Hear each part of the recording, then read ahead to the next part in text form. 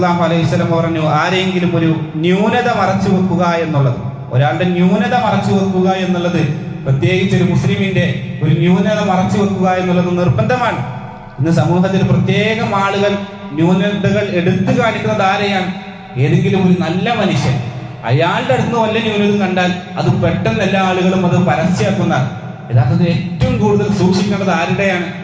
ഏറ്റവും സ്വാലിഹായ ഒരു മനുഷ്യരുണ്ടെങ്കിൽ അയാളിൽ വല്ല വീഴ്ചകളും വന്നാൽ അതല്ല പരസ്യമാക്കേണ്ടത്.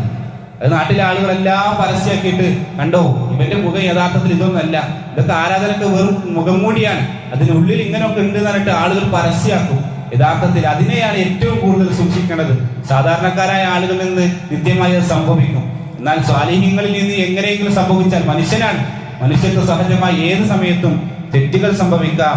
എന്നാൽ അതിനെയാണ് ഏറ്റവും കൂടുതൽ ആ ന്യൂനതകൾ മറച്ചു വെക്കേണ്ടത് എന്നാണ് നമ്മൾ മനസ്സിലാക്കണം. ഏതെങ്കിലും ഒരു മനുഷ്യന്റെ കൂടെ അദ്ദേഹത്തിന്റെ ന്യൂനതകൾ പിന്തുടർന്നാൽ അല്ലാഹു സുബ്ഹാനഹു വ തആല ഇയാളുടെ ന്യൂനത പിന്തുടർന്ന് ആളുകൾക്കിടയിൽ അത് വെളിപ്പെടുത്തുന്നതാണ്.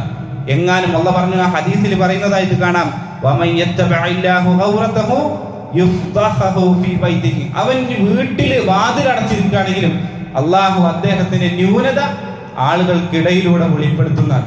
അത് വീട്ടിൽ ഇരുന്നാലും അദ്ദേഹത്തിന്റെ ന്യൂനത അല്ലാഹു സുബ്ഹാനഹു വ തആല പരസ്യപ്പെടുത്തുമെന്ന് ഹദീസിൽ നമുക്ക് കാണുവാൻ സാധിക്കുന്നതാണ്. അതുകൊണ്ട് ഇത്തരത്തിലുള്ള വിഷയങ്ങൾ നന്നായി സൂക്ഷിക്കണം.